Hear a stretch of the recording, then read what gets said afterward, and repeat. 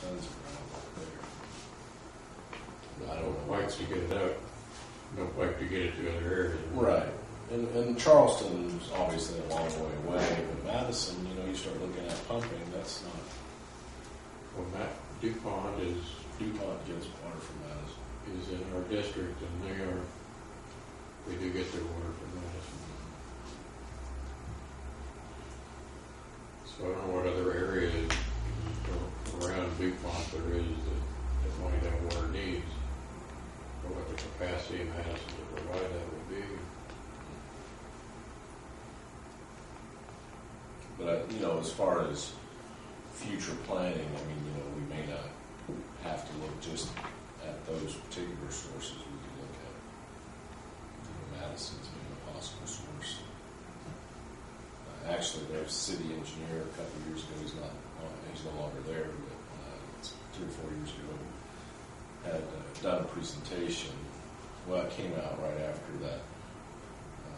Bert Sorgos did the, you know, Monroe Reservoir pipeline pitch to the city of Indianapolis, and he actually put together. I mean, we worked on it with him. We put together kind of a proposal, doing a main transmission line all the way to Greensburg from Madison.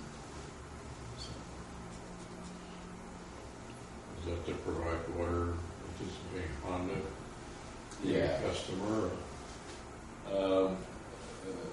That wasn't even, I don't think Honda was even a potential customer at the time, but I think they were looking at water resources in the, we were looking mainly at water resources in the Muscatine Plateau area, which is all of this area that we're on here.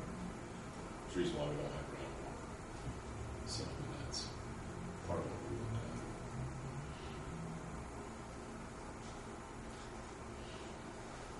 The other thing that we need to do is if we're going to get any money, we need to get to Jim McGough and Jennifer, I forget his boss's last name, and maybe the board members in Indiana Finance Authority and members of the Budget Committee to relate to him what our needs are.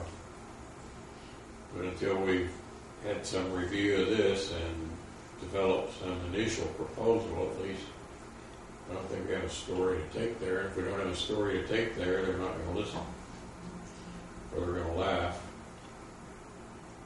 But time's drawing short on that. I've not talked to Jim McGough since our last meeting, so I don't know what may have transpired, but I talked to Ursel last week, and he indicated that he didn't know of any action that had been taken on that resolution that Indiana Finance Authority sent to the Budget Committee. So he doesn't know whether he has a $2 million grant yet for Cuyahoga County Rural Water, and that was the recommendation in that resolution.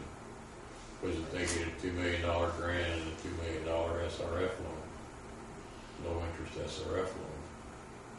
It didn't say to put a bypass between those two lines, it didn't say connect them, but it said to provide fire protection at Adams. They have the SRF application in for the water side. I'm sure they do. Something that came out last week, Oprah, Office of Community and Rural Affairs, indicated that any project that's in the pipeline, either with Decatur County was one of the disaster counties, right? They have like this special fund of like $25 million just for water and wastewater. It's non-competitive. They're just going to select projects. But it has to be projects that are currently either already in the pipeline in the application process with SRF or USDA rural development. And so what may happen is that Okra may become involved take some of that SRF and turn it into grant money out of that, because we're looking at a couple projects. Well, they're looking at one project in James County. The only problem is if you didn't have a project already there, you're not even eligible to apply apply for anything. So, I mean, it's made it very difficult. There's only one project in Jennings County that's even eligible. So, well, I take that back. There's two projects. One water, one wastewater. When they came out with that, what was that program called? The Federal Relief Program.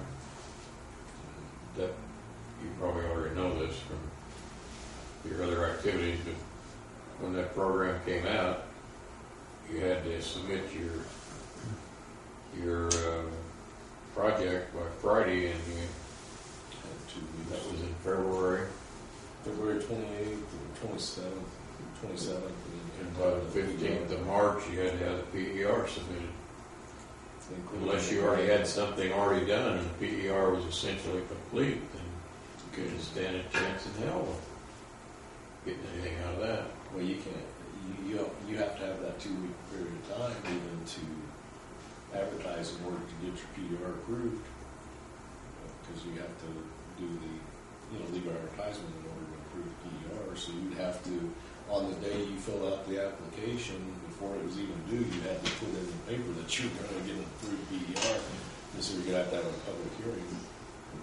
So I mean, it was just So essentially, the project had to already be in the pipeline and ready to lay on the table already, or you weren't going to get anything out of it. you can't, even the environmental side, you can't really get an environmental approval on anything that quickly. Unless it was already done. Takes a month. Well, you have to have at least a month to do early coordination on environmental, much less get approval to get environmental. So, yeah, it was pretty much virtually impossible to meet that unless you already had something sitting there. And that's what's been kind of a frustrating thing, because I was at a mayor's roundtable meeting 3 weeks ago, and that was frustrating with most of the mayors of small communities, is that you don't have the staff, nor do you have the resources to hire staff to basically get you in the pipeline to get any of this money. And unless you have projects sitting on the shelf, which no small community does, you only hire an engineer and you only go through the process if you know you're going to be having some source to get the money. So you're not going to have stuff sitting on the shelf, but big communities do to some extent. So, I mean, it's really kind of geared toward the bigger communities, so we're going to get kind of shut out. Well, we're in the same situation as the small communities, I think. Small communities don't have any money, and we don't either. We don't have any engineering staff. Right. Whereas a big city, you have an engineering staff, so you have some of these projects probably in the pipeline, ready to go, and start looking for funding sources and things like that. But when you get into small communities, I think you have to be relatively sure that the sort of funding or sources that you go after, that you're going to get it, because you can't afford to do a lot of engineering if it doesn't happen. right. So I mean, it's That's just what our situation is on that. I think that's everybody's situation down here, and that just puts us all at a disadvantage to even try to get them. I would think that Hoosier-Hillswater would want to be one of the major players in this, especially with the Rex pipeline going right through there. Some of their well fields, they were quite concerned about that when that went through there. So for contamination and things of that nature. So you would think that they would want to participate in this. Yeah, they came and talked to us about the contamination. The attorney, I mean, Yeah. their attorney did come and ask us to sign some kind of resolution that we oppose the pipeline. And we didn't believe we were in a position to say we were opposed to the pipeline. But we did send a letter to what's his title? The director of IDEM, Tom Easter, Commissioner. asking him to ensure that the water was protected, because that's his job. The law says that's his job, is to protect all